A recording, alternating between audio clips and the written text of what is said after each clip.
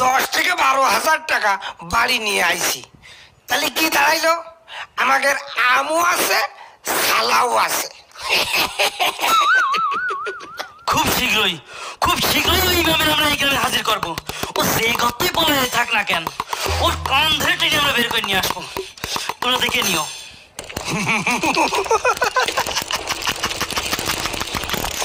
এই যা, ওর সাথে ফাও ফেসাল বাড়তি যাই আমি যে পুকুরে জাল ফেলাইছি সেইটাই গিয়েছি আমি ভুলে।